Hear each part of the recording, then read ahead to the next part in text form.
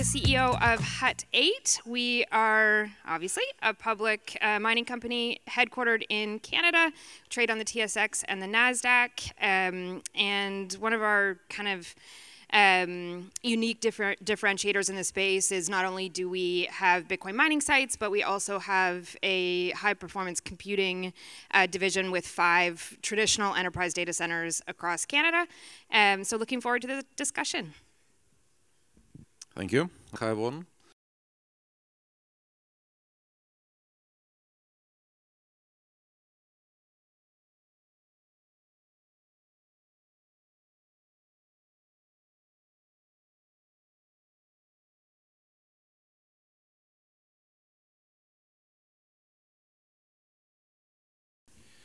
Hi, I'm Russell Cann. I'm head of mining at Core Scientific. We're a public miner headquartered in Austin, Texas. And our facilities mine about 22 exahash in Georgia, North Carolina, Kentucky, Texas, and the cold North Dakota. Thanks, Russell.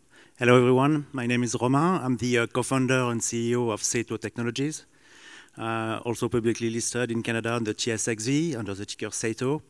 We run 20 megawatt, close to 0.6 exahash of mining power.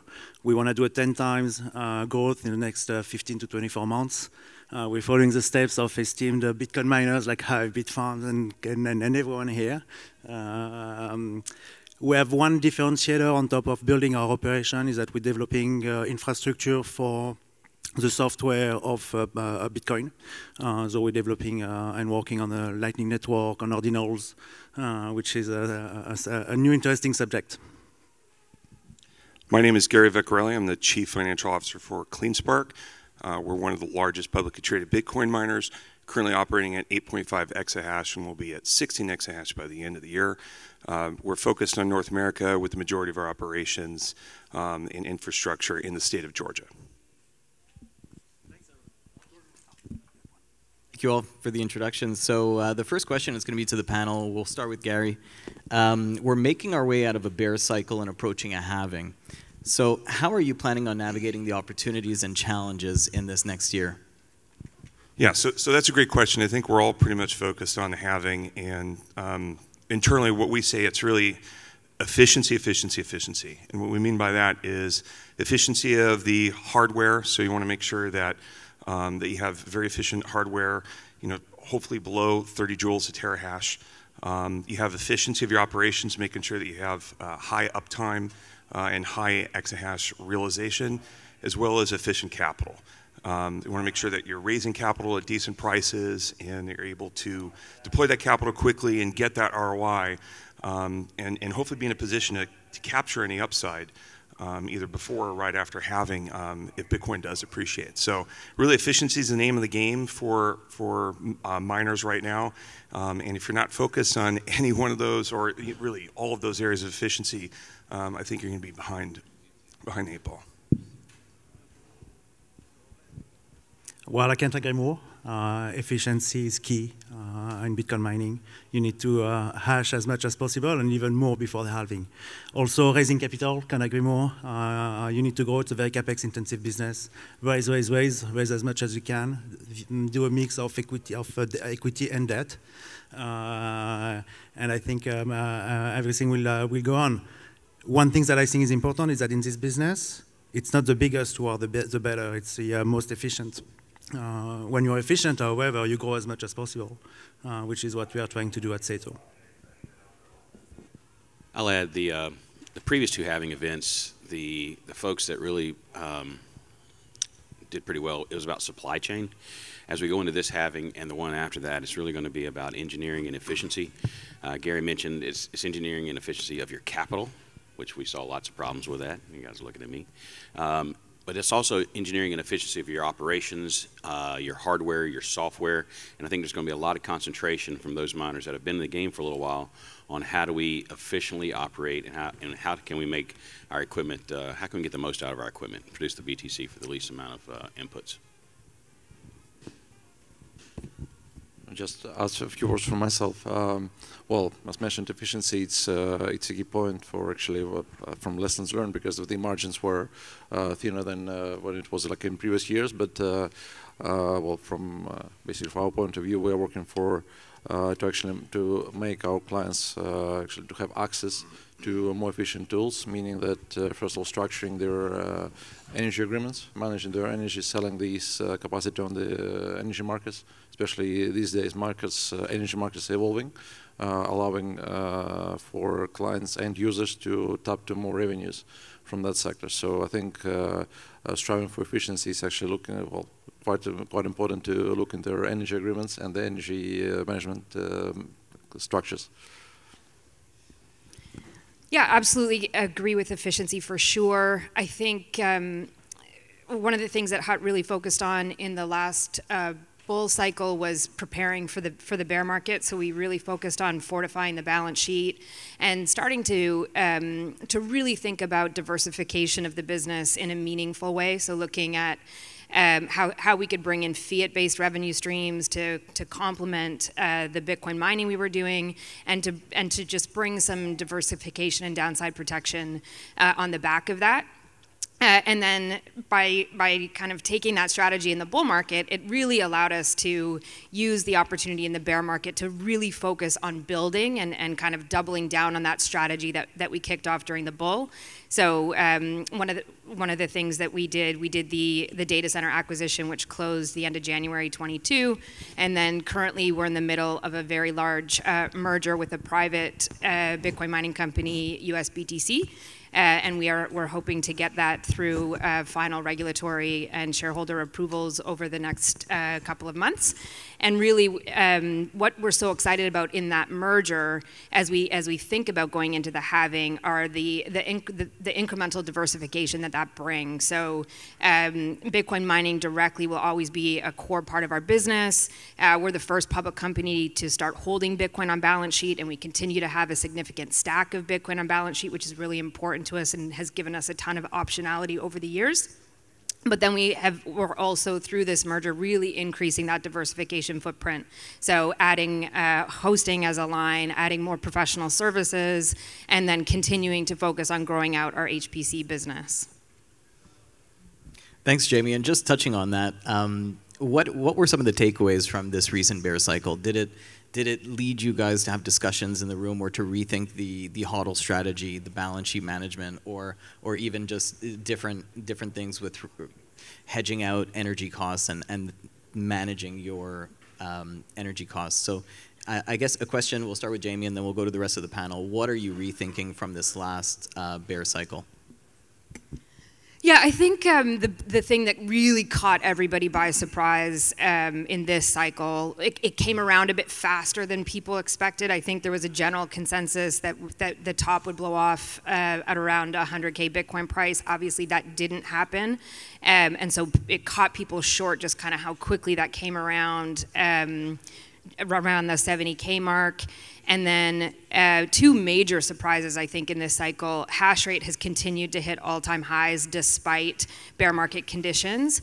And we had the energy crisis. So that energy crisis, compared with, in addition to the hash rate continuing to climb, put extreme pressure on miners in a much more significant way than I think we saw in other cycles.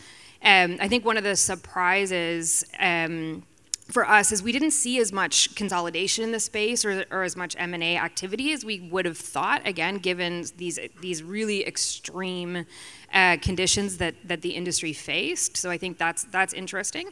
And for sure, on the back of the energy crisis, I think all of us have taken a fresh look at how we work with our energy partners, how we think about hedging, how we look at that, all of the inputs associated with energy. So certainly the biggest takeaway. And I think for all of us, we continue to watch the global hash rate grow and kind of new players coming into the space, new jurisdictions coming into the space. And that's gonna really, I think, change the dynamics as we go through the next cycle.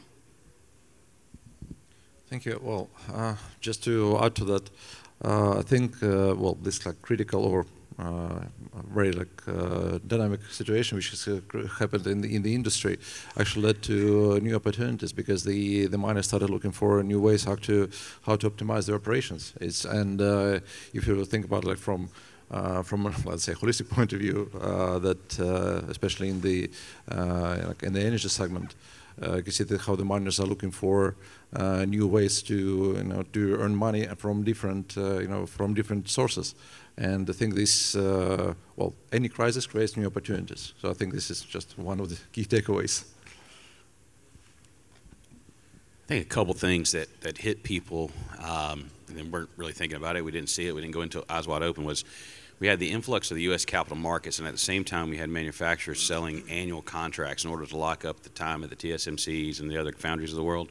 And those annual delivery of contracts really disconnected the difficulty of the hash rate from the decision point on adding hash rate to the network. As Jamie said, one of the things that caught people off guard was the continued hash rate increase on the network, even though the economics didn't make any sense. And that's because you had all this capital come in from the U.S. capital markets, and it went into annualized contracts. That capital was already expended, and then the machines had to be deployed, where if you did not have that capital that come in and you do not have those annualized contracts, people would not have been making the decisions to buy machines and add to the network. And that increased network hash rate, and as Jamie said, it's great going after her, the energy prices, when Russia invaded Ukraine, the energy prices got out of whack. At Core, at the end of 2021, our fleet-wide hash rate, or excuse me, our fleet-wide energy prices were in the low 2 cents, and we weren't even in Texas at that point. It was low 2 cents. And then it really, in 22, it just went way up. Especially as you got into the summertime and then all the natural gas stuff. Now it's coming back down and getting back down to earth. But I think those two things really caught a lot of people off guard. To come back to your question, Gabriel, I think HODL in our business is a cherry on the cake. We're here to have more digital assets on our balance sheet, that's for sure, but we also want to grow. Growing and making money in our business means deploying capital. So you can have different ways to find capitals, again, via equity on the stock market. That's why being public is great, mainly in a bull market, using debt, but also using what you mine to grow. That's what we've done since 2017. And sometimes you use your Bitcoin to continue growing. But at the same time, we always come back to efficiency. Being efficient means you need to have operations that can make money. In 2022, we announced that we were operating cash flow positive for the full year. In Q1, same thing, operating cash flow positive, but also having net profit. And in this business, we need to think also of the cycles that we are in. We are in a middle, or maybe we hope at the end of a bear cycle. It's very difficult for us because the Bitcoin is quite low and the difficulty is super high and going higher. And then, of course, we have the halving coming. So by focusing on efficiency and making sure that your operation can generate enough cash, at least by themselves, you can really be there to continue going when the market goes back up, and that's why we're here and waiting for the start of the new cycle. Yeah, I think there's a bunch of lessons here from the bear market. Obviously, Bitcoin's not only going to go to the moon. We know it's going to get there eventually, but it did come back down to earth, and that underlying volatility creates a lot of issues. For example, some miners took out a lot of debt and maybe either leveraged their infrastructure and other assets or even their Bitcoin HODL balance, and with that leverage there were margin calls, and they had to either end up bringing more capital to the table at depressed valuation multiples, or they lost that Bitcoin, and it made it really tough because those miners lost a big source of liquidity. Also, with regards to the contracts, what Russell was talking about, some miners put down large amounts of capital, and granted they were raising that capital during the bull market at very rich multiples, but they'd have to put capital out, 30% down for deliveries 9 or 12 months out. And when Bitcoin prices ended up crashing, the costs of those ASICs also crashed, but they had capital deployed and they didn't have those machines delivered, or maybe those machines weren't out there hashing already. So that was just capital that was, in my opinion, dead capital, and could have been some liquidity that could have been reserved for another day. So I think the lesson there for miners is to make sure you reduce the amount of time between when you raise the capital and when you deploy it and when it actually starts producing cash flow. Because if you have large deposits and you're not going to receive machines for a year, that just adds to it decreases the ROI eventually. And unless you have extreme amounts of liquidity, it makes it really hard to survive any sort of volatility in Bitcoin prices. That's great. Hold on to the mic because let's dive into this a little bit more. Are you still seeing ASICs being collateralized? You know, can you talk a little bit to the state of what the debt and equity markets are looking like? Yeah, so that's a great question. I'll tell you in short, the markets are open. They're definitely open, not where they were a couple years ago, but it's really tough for miners.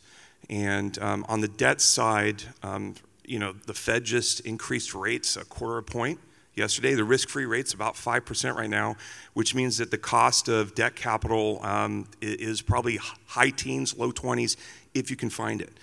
We know that there's some lenders out there that have gotten in trouble because they've loaned against hundreds of millions of dollars of ASICs, which are no longer worth that on the market. They're worth a fraction of that now.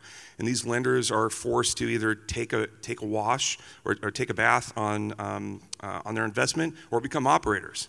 And these lenders aren't good operators, and so they have a tough decision to make.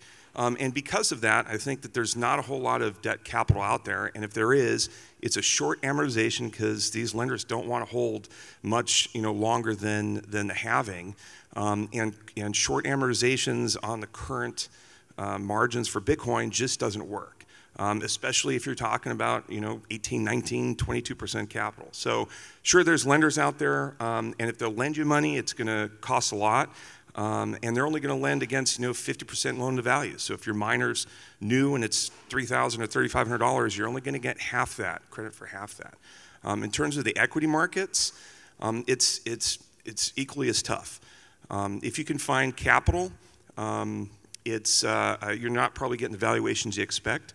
We're not seeing a lot of IPOs or any IPOs really in the mining space because there's just not that type of risk capital right now.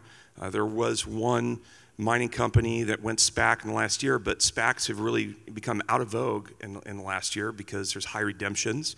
And so investors are opting to take their cash back, or the SPAC, once it does gets listed, sees a decrease in stock price almost immediately. So really the only miners that are getting equity capital are ones that have a shelf filing and an ATM where they're able to sell at the market daily. But if you don't have the volume and you don't have the ATM, it's really tough to raise capital these days. Romain, looks like you want to add something? Yeah, I just wanted to come back on the loan part. It's true that there are lots of sharks in the industry, and you can find like very high rate type of loans. But there are also people who are smart. We just closed a $10 million loan with a Switzerland bank called Signum. They are here. And it's a 9.5 interest rate over 3 years term. So in that case, it means that loan against hash rate is possible, and sometimes you can. It's a great way to grow in the industry. So I just want to say that it's not always black. There are ways also raising equity, ATM. This is a way every Bitcoin miners are raising money. For those who do not know, basically you have an envelope of an investment that you can raise on the stock market. You go to the stock market, you say, I would like to raise 10 million, 50 million, 100 million. The market says yes, and you raise via tranches. And then every time you raise, you deploy your capital, and then you raise against more against you reach your ATM. A very smart way and a very interesting way to raise money. It works extremely well in bull. When the bull starts, you probably have 7 to 9 months where you can raise at scale. We're not inventing anything. This is a recipe that was done before. Bitfarms, Hive, Hut 8. That's how they go, and we want to follow the same way. Yeah, I would just add, we really are not seeing a lot of debt options out there that's infrastructure backed. I can't remember the last one we saw that was even remotely competitive. But we did announce a few weeks ago a credit facility with Coinbase, which is really an elegant solution. We use Coinbase for custody as well. So part of our stack is encumbered for us to access that credit facility at a very competitive rate. So the deals are out there for strong companies with strong balance sheets, and certainly being able to flex between the equity markets and the debt markets when you find those right opportunities is critically important. Thanks, everyone.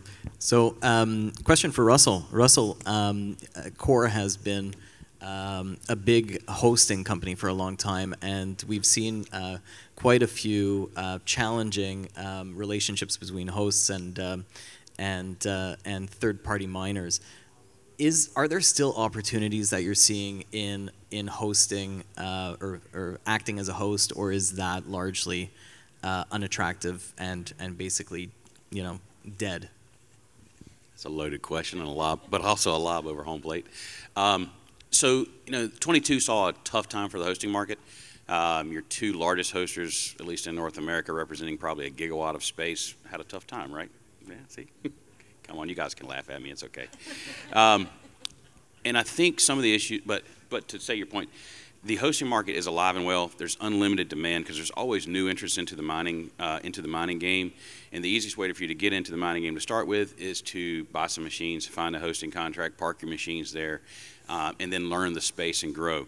Now, the life cycle of most miners is once you've kind of matured as a miner, you kind of want to own your own facilities and start kind of making your roadmap something you can see into the future. But I think hosting does exist for some of the reasons we talked about, which is your capital outlay. If you have a large capital outlay on machines, it takes an equally large capital outlay on infrastructure, so there is going to be a demand for hosting. I think what we're seeing right now in the market, though, is a change in the way the economics and the risk-reward profile work. I think for hosting to work long-term so that you don't have your largest players having to go through reorg and bankruptcy, I think you have to see your client and your hosting provider, the economics and the incentives need to be much more aligned, and the risk-reward profile need to be much more aligned. And I think that's what we're seeing. At Core, we're still hosting. We're 70% self-mining, 30% hosting. I don't see that changing. We're going to continue to be a hosting provider. We like being a hosting provider, but the economics are going to change. And that means the downside and the upside are going to change. And for the hosting provider, I think we're going to see things tie into. It's going to originally hosting had kind of a flat return. I think you're going to see hosting have a cyclical return tied to Bitcoin. But the same thing for the actual client that's doing the hosting. Originally, they had kind of a flat cost, but as the reward got less, they still had a flat cost, and a lot of hosting clients would end up upside down. So I think you're going to see those things align more. In the same vein, I think we're going to see, not in 23, but as we go forward, you might even actually see the manufacturers kind of get more in line. And I think for our industry to thrive past the 24 halving, all the way to the 28 halving and beyond, you're going to have to see the manufacturing, the mining aspects, and the infrastructure really get aligned with its risk reward because of the cycles. Thanks, Russell. So a question for Andrii. How do you think Europe is going to handle the increase of demand for energy while at the same time they're shutting down fossil fuel generation and Germany's shutting down nuclear? What is the future looking like for Europe? Well, to be short, bright.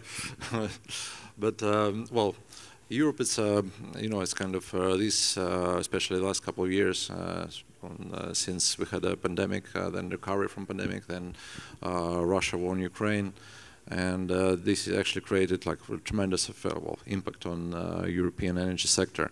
And well, Europe is actually quite a complex environment because you have quite a few countries. Each has its own regulations.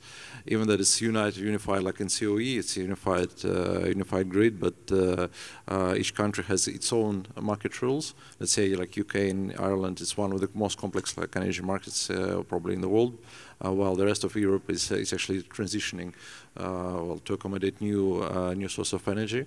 But coming back to your question, the way forward for Europe is actually moving to renewables. Well, renewables becoming the cheapest source of energy, especially any investor would calculate the levelized cost of electricity and see that renewables have, over the last decade, have become the cheapest source. I mean, I'm talking about traditional ones like solar and wind. Europe has as well set a goal to increase its share of renewables to, I think, 45% by 2030. Well, I think the official goal is like 43%, but the actual aim, they try to achieve 45%. Some countries have moved beyond that already, having more than 50%, but some are lagging behind. But what Europe is doing is actually just not just setting the goals to move away from fossil fuels, but as well they are working on actually unifying the markets, like developing ancillary markets quite well. There is an initiative I think it's called Picasso, to unify flexible markets of several countries. We see this example like in Nord Pool already, which unifies several countries, like in north of Europe, Scandinavia, and part of Northern Europe. And there is it's a much larger initiative to unify several other countries into this pool, which will definitely see a better integration of renewables, having actually investors who go into energy sector more opportunities to gain revenues, so you don't have like stranded power somewhere. So you're able to trade it, to trade the capacity. So Europe is on track on do that, but there are a lot of uncertainties, especially coming from the east. And you know, I'm being in Ukraine, I feel it quite quite closely to myself. So the way forward for Europe is, of course, is to tap into potential of wind technology, as I would say, like #1, because especially in Northern Sea and somewhere in the south, they're installing new parks.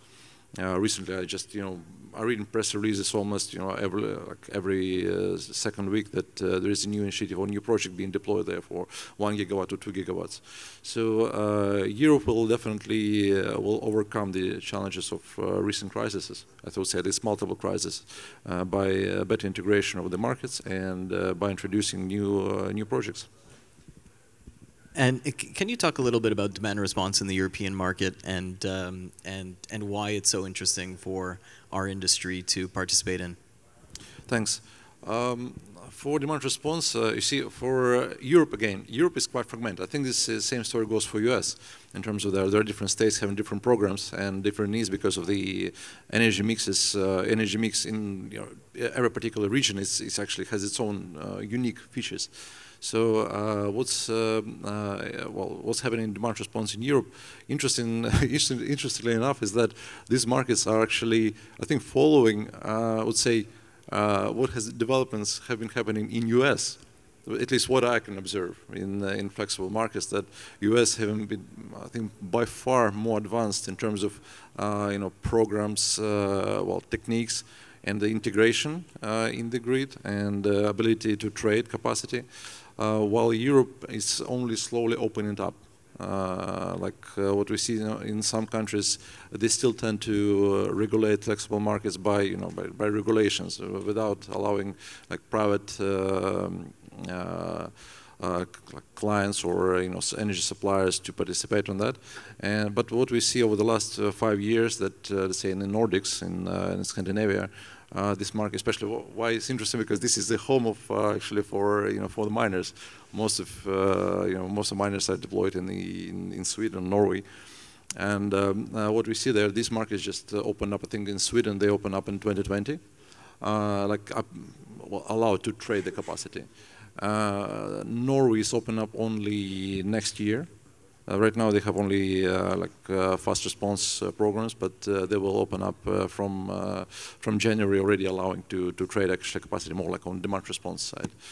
So in that environment, I would probably see that Europe will be moving, following the programs which have been already developed here in the West and in US, and integrate more and more in their systems. Yeah, and for us with our operations in Sweden, I mean, our relationship with the grid in Sweden is just decades ahead of what we're seeing in Canada.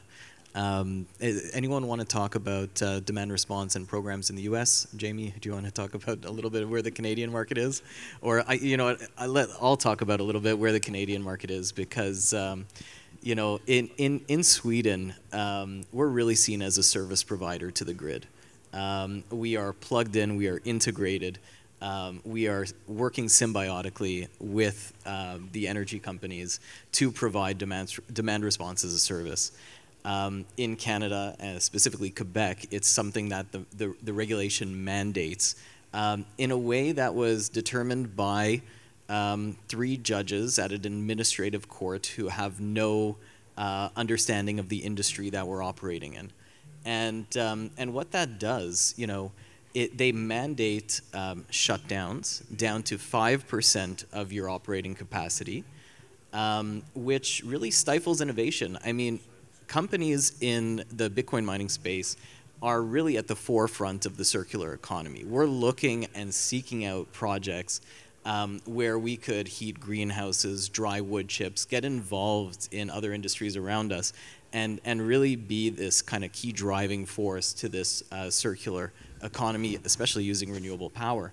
And when regulation comes in that doesn't consult with industry, it completely stifles that growth. So we cannot heat a greenhouse in Quebec, which is critical infrastructure, and it requires critical infrastructure, if we're going to be shut down to 5% of our operations. You just can't. They need the heating to be guaranteed.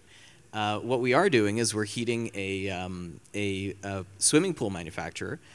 It's a 100,000 square foot facility in Quebec, and we're heating that with our 40,000 square foot data center. So we're sending over that heat. They have 173 employees, all of whom go home on days where the power company curtails us because it's too cold in the building. So just kind of like one of those warning shots for governments over-regulating or courts over-regulating industries that they don't understand, and the damage that it could do to innovation.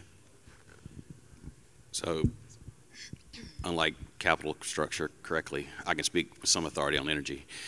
So we run somewhere between 650 and 800 megawatts at capacity all the time, and I give you that range because the first half of this year, we curtailed 62,000 megawatt hours.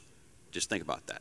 62,000 megawatt hours we curtailed. And what that means is, there's a symbiotic relationship happening right now, and it's getting better and better. When Core first started, really industrial scale mining in 2017, it was new. TVA and Duke, two very large generators, didn't know what a mining company was. The large energy companies are now seeing the benefit, at least in the U.S., and I can only speak for the U.S., they're seeing the benefit of having a battery, i.e. a mining company, right beside their generation. Because what we do in North Dakota when it's really cold, and actually, oddly enough, when it's really hot, right now it's 100 degrees in North Dakota. When the power company needs that generation, we curtail. It's contractually there, we curtail. In exchange for that curtailment, the other 8,300 hours a year, 8,400 hours a year, we get a very good rate. And it's really good for the local economy because what we are doing there is we're buying that excess generation that normally would just go into the ground, and we're covering a lot of overhead cost of that grid in that local area. At Christmas time here in the States, there was a massive freeze across the whole country. We curtailed in every single site. We were completely down for days, except for North Dakota. But we had to curtail so that folks in Texas could heat their homes. Folks in North Carolina and Georgia could heat their homes. It was the first time ever we curtailed in Georgia. It got that cold. It's the first time ever we curtailed in Georgia.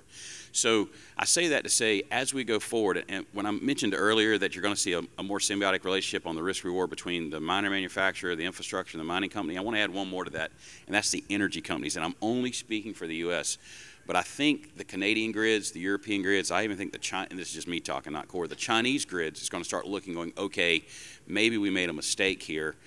A mining company that sits beside a hydro dam and uses excess generation for mining, but when the energy from that dam is needed, it goes into the grid. That's a good thing because that dam that's generating that power, it's just going to go into the ground. And you have zero input cost. We talk about renewables. When you have those zero kind of input cost, you really can benefit the grid by adding a mining piece to it. So I think that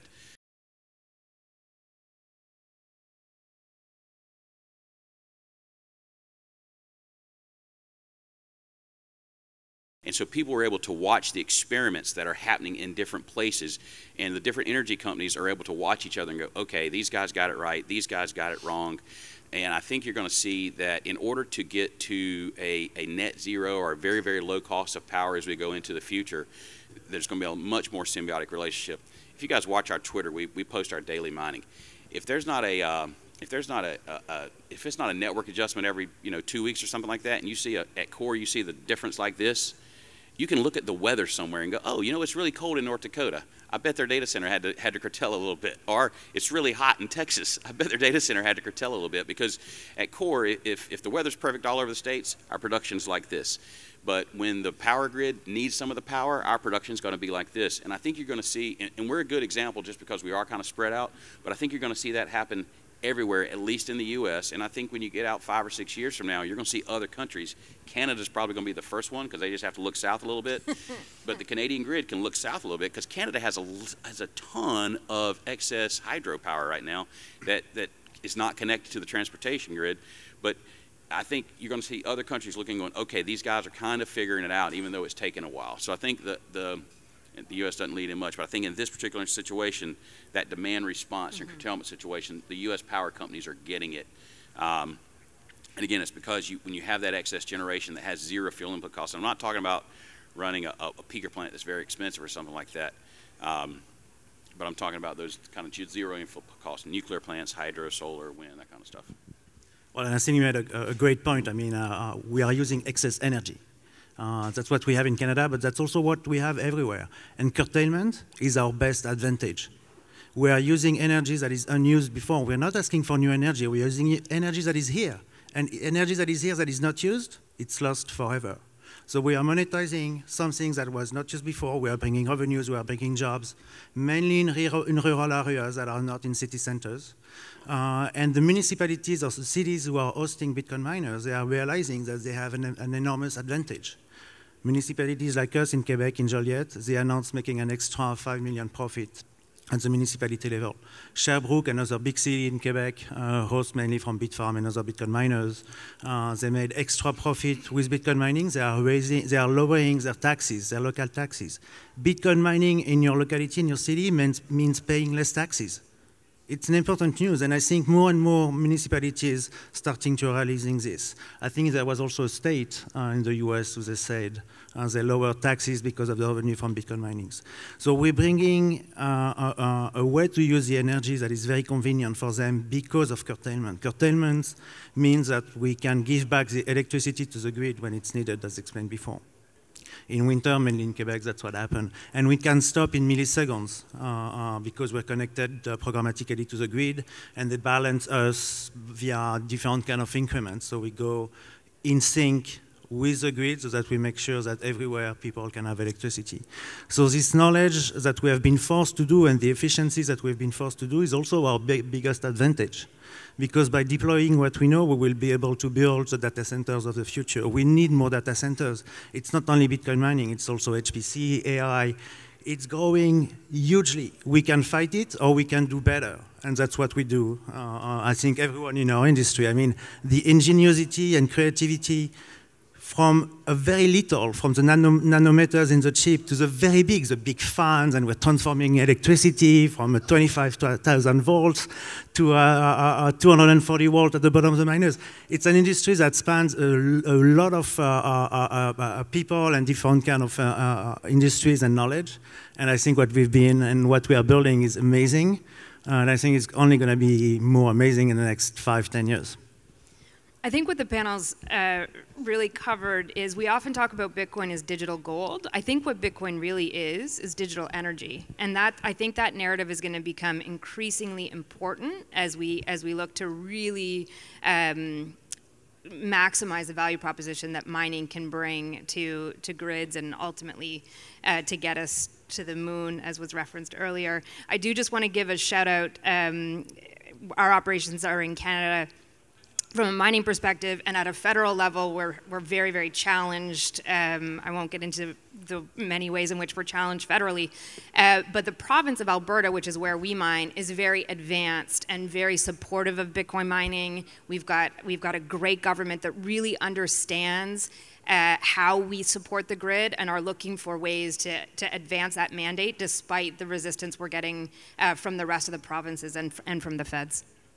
I'm going to pile on here because I think that this is probably going to be the hottest topic of the next couple of years with demand response, right? And I'm going to use California as an example. I'm going to pick on my birth state because Gavin Newsom came out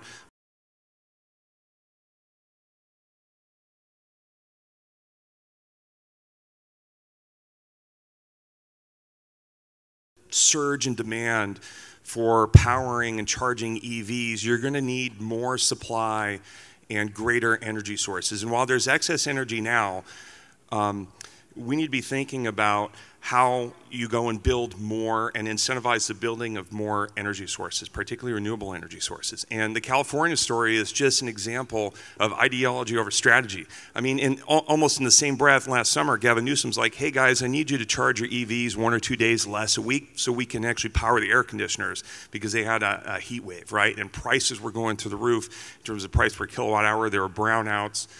in California. It was just a really sad situation. So I think that ultimately demand response will be a big topic for the energy industry, because Bitcoin miners can be that anchor tenant to be able to offtake that energy when no one else wants it at very cheap rates, and then shut down within seconds to sell it back to the grid. And that whole ecosystem right there will allow for financiers to come in and know that they have that anchor tenant to take energy 100% of the time and help finance these power plants. And I'll add that building a power plant is not like having a concrete tilt-up building, right? It's not going to go up in 6 or 9 months.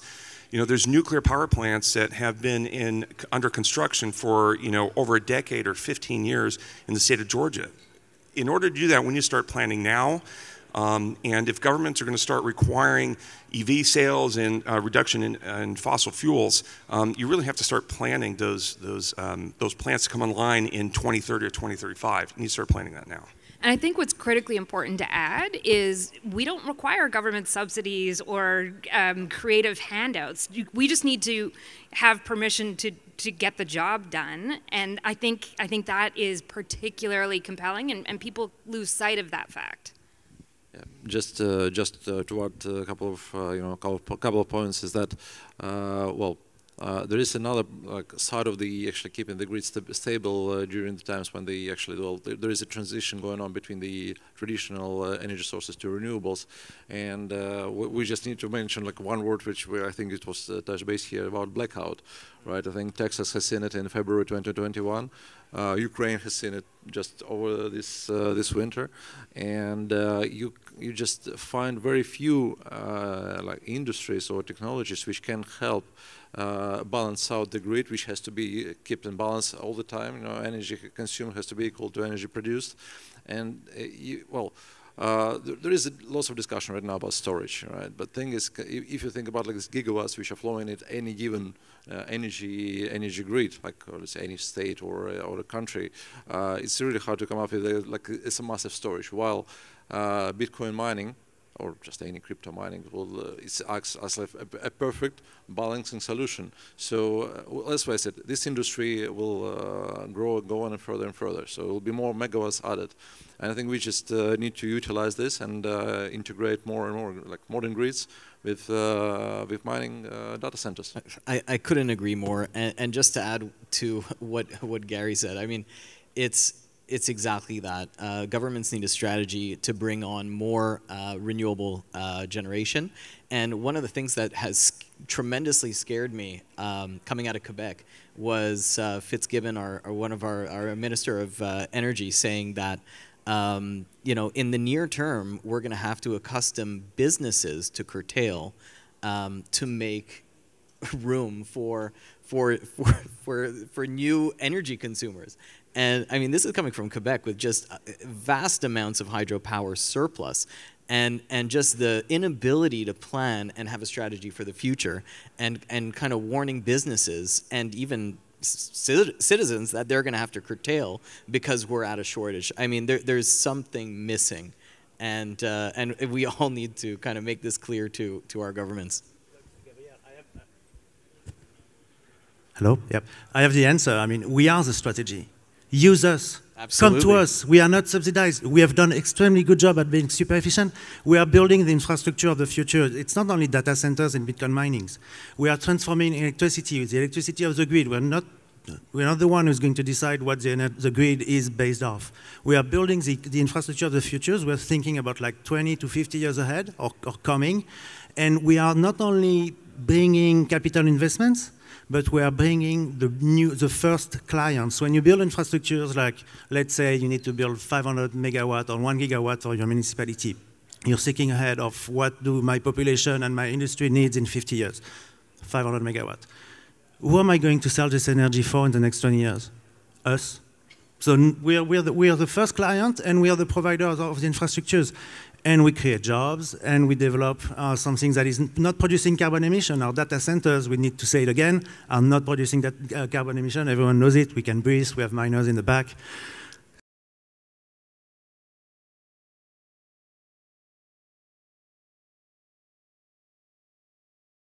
And it's pretty incredible being here yesterday and hearing RFK talk about Bitcoin and energy generation and how important we are to the grid. I mean, our story, our arguments are now going to be on the presidential trail.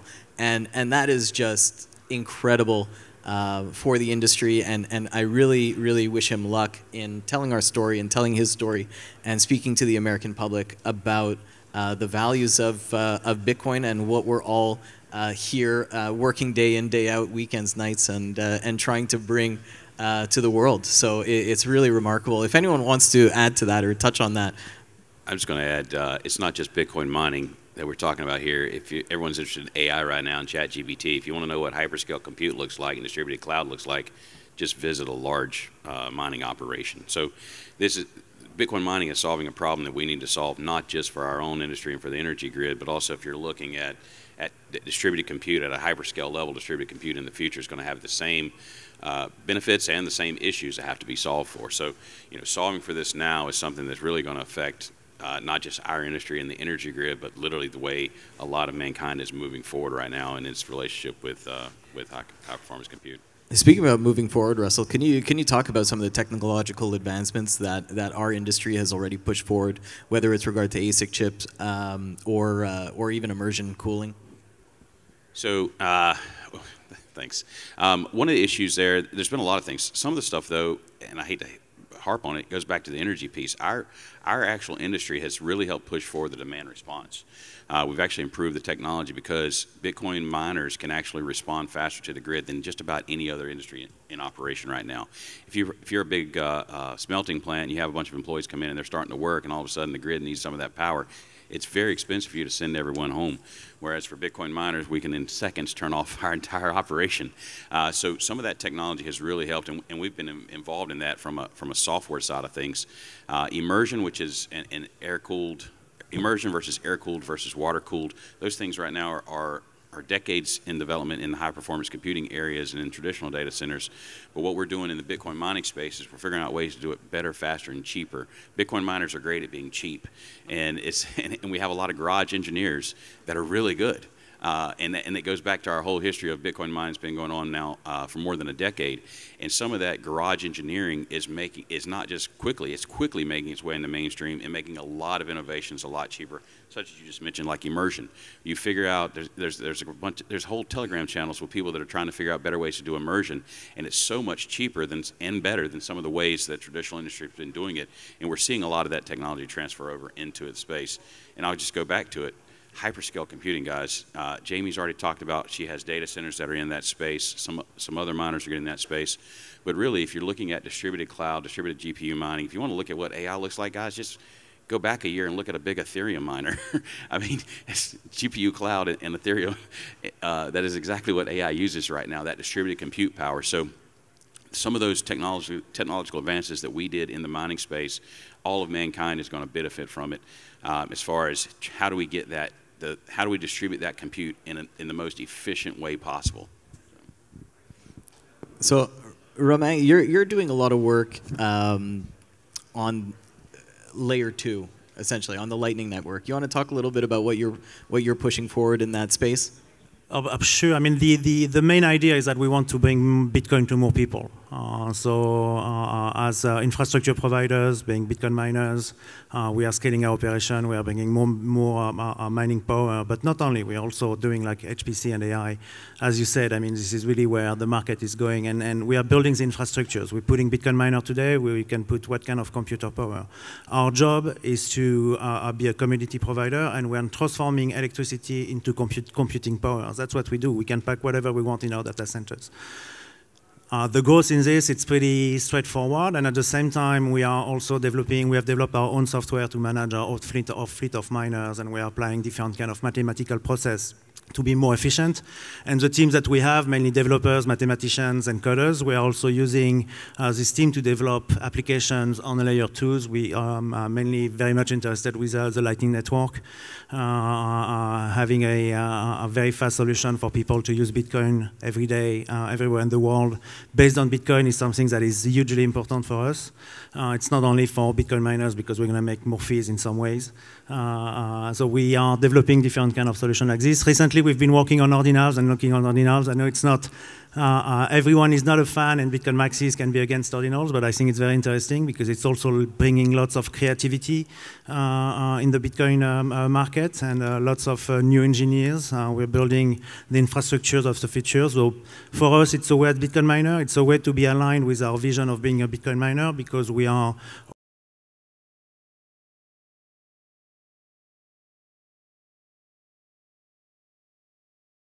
Thanks. So I have one more question for the panel, and then if we have time, we'll take some questions from the audience. So the last question is, what, in your view, is the longer-term play for companies like ours within the next 3 to 5 years? Jamie, do you want to start off? 3 to 5 years is literally a lifetime. I can't even imagine what the world's going to look like. And I think there's lots of different ways that our industry will evolve and approach it. I think we're starting to see that differentiation between the different miners. I mean, I've talked about our strategy, and I think that's just going to continue to evolve. Certainly, we're all paying very close attention to the HPC space and ultimately how these worlds are going to continue to converge over time. And that's the thing I'm most excited about, and very, very happy that we're kind of on the forefront of as a public miner that's living in both worlds, and that's the world that I came from. So it's really exciting to watch how that's going to continue to play out over 3 to 5 for sure.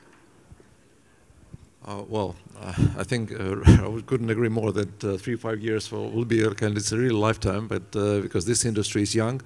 I'm coming from really traditional industry, spent like more than a decade working like in very conservative industry where the technology advances happening, but much slower. I think what I can say that we'll see a much more new projects coming in, new technological advances, new ways of optimizing performance. We'll see lots of advances in. I'm being part of the team which develops new new solutions, which brings miners closer to markets and allows them to tap the full potential how the markets are developing. So I believe that we'll see a lot of advances, and it will be quite exciting journey. So I hope to be retired on the mountain somewhere in the Carolinas 3 to 5 years from now. As far as industry goes, I think we're going to see a lot more mass adoption as far as the public goes in the digital asset space. Not necessarily just Bitcoin, but in the whole digital asset space. But for us as miners, I think it goes back to the whole energy thing. The next 3 to 5 years, you're going to see miners really become much more of a symbiotic relationship with the energy grid in whatever areas they operate. The Bitcoin ecosystem as a whole, I think we're going to see centralized central banks have digital currencies. I think we're going to see Bitcoin as a basis for a lot more payment process, as a basis with a separate user interface for GUIs, for payment systems, that kind of stuff. So I think the whole digital asset space is going to become more adopted, globally. But I think miners in particular are going to see a lot closer. We're going to be looked at more like, as Jamie said, digital energy. I think also we will have less resistance. People will realize we are great to have. I'm sorry. I mean, we're bringing so much to our municipalities, to everyone. People will realize that we are great to have in a global vision on how do you manage your data as a country, as a municipality, even as the world. We are balancing the grids. We are super efficient. We can scale. We can finance. We are all publicly listed for a reason. It's because, again, it's a very capex-intensive business. We can scale. We are publicly listed. That's why we went there. We're the perfect partners. They will realize this. I think it's behind us, the fights that we are having both in Canada and the US. I think people will change their mind very, very quickly. So I think in 3 to 5 years we'll be not only bigger, more efficient, but also probably happier. I think come next March or April, after the next halving, all the miners will start thinking about the next halving. Right? And so you start planning for that next halving, which means you're going to be looking at the technological advancements. And as we start to approach the really end of the curve on Moore's Law, because chips can only get so much thinner, it's all going to be about dissipating heat. Right? So I think that the mining industry is going to see some advancements in cooling. primarily in immersion. Interested to see what happens with phase 2, or different types of immersion and water-based cooling coming out over the next 3 to 5 years. And then let's not forget the regulatory front, right? I mean, regulators and governments are always slow and oftentimes behind the private sector. Unfortunately, they're more reactive than they are proactive, as we've seen in the wake of FTX and some of these other black swan events that happened last year. So looking forward to regulators getting with it and seeing how Bitcoin and Bitcoin mining can really help the world and help build the grid and do all these good things, really present a better future for ourselves and our kids. Great, thank you. So I'll take a couple questions from the audience if we have any. Go for it.